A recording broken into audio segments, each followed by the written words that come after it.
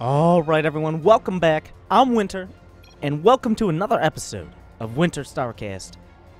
Today, I'm bringing you a Terran versus Protoss match here on Frozen Temple.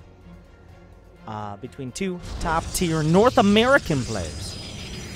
Already very friendly with each other. To start out, this is from Base Trade TV's Ting of the Hill matches. Thank you to Base Trade for providing those replays to subscribers. Let me introduce, in the bottom right-hand corner, he has been called by many a literal god. The #1 Grandmaster player in North America. The Protoss in the blue. It's from the Ting, I guess team? Not clan. It's a team. He's sponsored by Ting. Anyways, it's Neeb. His opponent, another top 16 Grandmaster player from Flipside Tactics. It is Drunken Boy. Alright, so I gotta say, pretty much going into any match against another North American player, Neeb, probably the favorite. He's an incredibly good player. Fun fact, in Legacy of the Void, he switched from Terran into Protoss, starting with the beta, right off the bat, and has found a lot of success with that. Really kind of coming in to his own with Legacy of the Void. But past that, let's talk about TVP. In Legacy of the Void right now, TVP usually revolves around a couple sets of timings. First off, you got your early harass. For Terran, this consists of Widowmine drop. This consists of Liberators. This consists of maybe you do a little bit of tank pushing. That's unlikely. But one thing you don't really see very much of in Legacy of the Void are straight bio pushes. You don't see like 3 barracks into stim or something like that. The reason for this is because of photon overcharge, because of the accessibility of pylons for defense early on. So you see a lot more tech-oriented plays. From Protoss a lot of the time, there are a couple different directions. One is the ground route. You usually go for a Twilight Council and add on a robotics to be able to go for some Warp Prism harass. People like Puck like to go for Disruptor drops against Terran early on. Maybe go for a Blink play in order to deal with Liberators and maybe do some counterattack damage.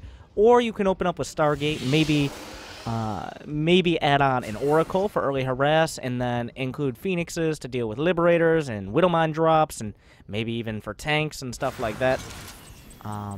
But unlike what I just described, we see Drunken Boy actually going for the 3 barracks play. Now, this is relatively uncommon. Of course, Neeb understands almost every build that Terrans could be doing, and he knows how to respond to them.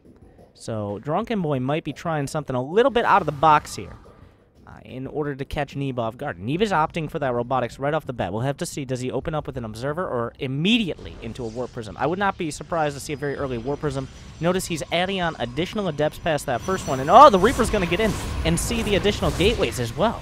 So, great information so far from Drunken Boy. He has all the information he needs. He sees the Robo, he sees the additional gates, and now, as that Reaper goes down, and now these barracks are going to pay off. We see a Warp Prism right off the bat, so he's going to be going for the harass. This is kind of a trademark of really micro-intensive top-tier Protoss players. They are always out keeping you in your base. The Warp Prism is the best way to keep a Terran player tied down.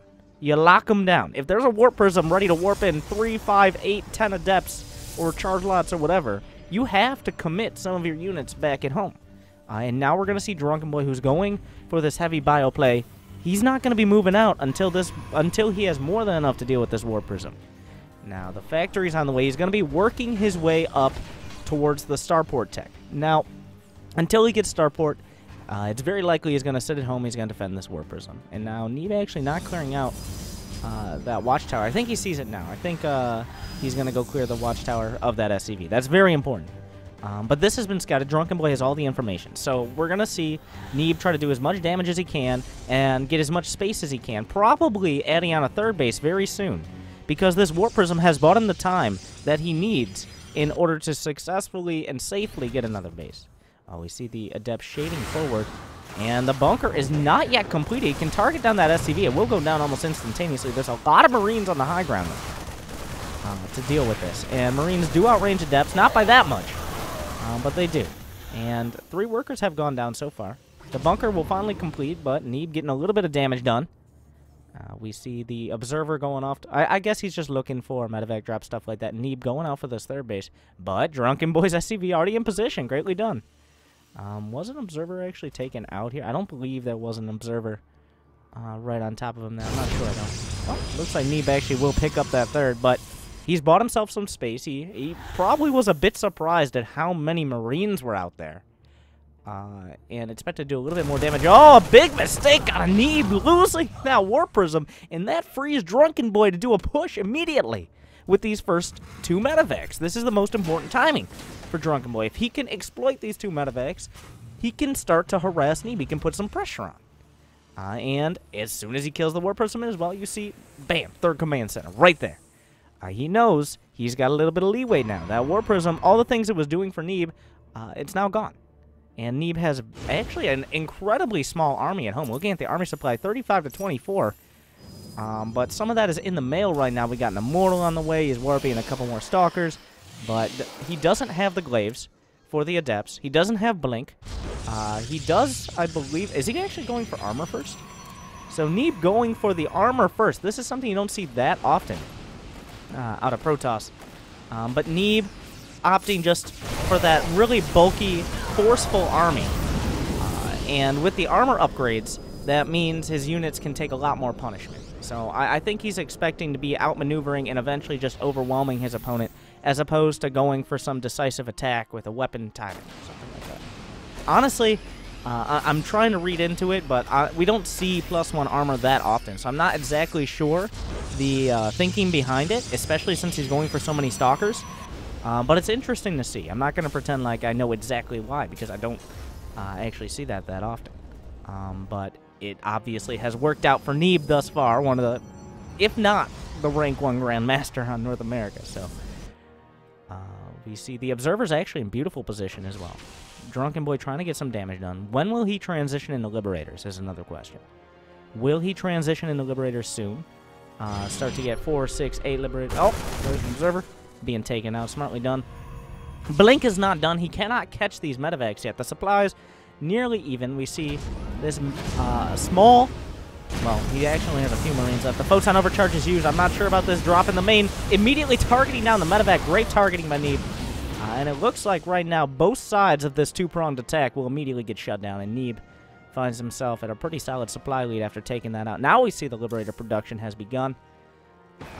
And Drunken Boy scrambling to put together an army that will withstand Neeb's attack. We see Neeb opting for a very brute force style. A lot of gateways, those armor upgrades, those Twilight Council upgrades, not opting for disruptors or quick storm or Templar or anything like that. He's just going for the brute force right now. He's looking to fight Drunken Boy heads up. Without any sort of real splash damage. And at this point, since he's shut down these drops, he's going to have a pretty easy time of doing it. Alright, the Warp Prism is coming up. But once the Liberators are out, they can chase down the Warp Prism. A little bit off-center on that Warp Prism to be able to warp in a few units to harass. But, oh, Drunken Boy once again going to snap up the Warp Prism Sniper. This is what's keeping Drunken Boy pretty even on supply. 2 Warp Prisms, one of them full of units before, have gone down. So that means that Neeb doesn't have that harass potential. That means he can't keep Drunken Boy where he wants him, which is pinned back in his base. And he's forced to play defensive because of that. If Drunken Boy has to commit half of his units into his main, maybe Neeb's out on the map with these Blink Stalkers. But without the Warp Prism there, Drunken Boy can have all of his units forward, ready to snap up any harass forces that aren't of sufficient strength. And now we see the transition. We see the Disruptor, the first Disruptor is on the way. The 2-2 upgrades as well. Neeb really focusing on those gateway unit upgrades. See a scan to take out the Observers. There's only a couple Liberators here. Are there enough units of Drunken Boy to fight this? The upgrades are really solid for Neeb. His +2 armor just finished. 1 Liberator has already fallen. It looks like a second one going to follow suit. And Drunken Boy once again getting bullied back. Consistently surprised at the strength of Neeb's units. 2 Liberators will discourage these units from moving any further. But Neeb, he's finished his 4th base. He's building Disruptors. He's getting his +3 upgrades. And he's getting double Stargate into Tempest. He's already going to have that direct response to the Liberators. Neeb is already a step ahead, and a base ahead as well. As we see Drunken Boy trying to put together his upgrades, his unit composition, but it seems like he just can't keep up with the strength of Neeb. This army is just not going to cut it once Neeb is getting those upgrades. Charge is not finished. +2/+2 is finished, and +2 attack is finished for Drunken Boy. This is his best timing. There's only 2 disruptors right now. There's not that many Blink Stalkers, but losing his Liberators right off the bat is something he cannot afford. We're going to see the Disruptor shots go out, 2 of them, and not really getting as much damage as he would have liked. But he successfully wards away this Terran army. The Adepts are going to shade forward. We're almost certainly going to see a cancel. Oh, no, he's going for it. He just blinks in. And the Disruptors have almost recharged. They're almost ready to go. A few seconds away, and it looks like Neeb just says no. Neeb just consistently slapping down these armies of Drunken Boy. It's a bunch of little things right now. He's just doing so many little things that he keeps getting these advantages. His macro is just better, and he's starting to push through. We see one more Disruptor shot. No more Disruptor shots are banked up right now. He has a few more rallying forward, but just the strength of these gateway units, he just punches through. Not barely anything done with these Disruptors. He forced the units back. He killed a few. But mostly just the sheer brute force strength of Neeb's army has put him in this position. It's almost a certain victory now. And a huge Disruptor hit coming in, icing on the cake, as he's already got a dominant position here. But Neeb just showing an incredibly strong performance against Drunken Boy, just slamming the point home. I just want to point out his focus on gateway units, just continually out-expanding. Despite losing these Warp Prisms, it seemed like Neeb always had more than enough to respond to whatever Drunken Boy did. And Drunken Boy is a great player. But Neeb, to quote, is a literal god. And once again, Neeb is going to come out on top, showing his dominance with Protoss in Legacy of the Void. That, honestly, at no point did it seem like Drunken Boy had a chance. He killed a Warp Prism, he moved out on the map, but Neeb was always there with more than enough to respond.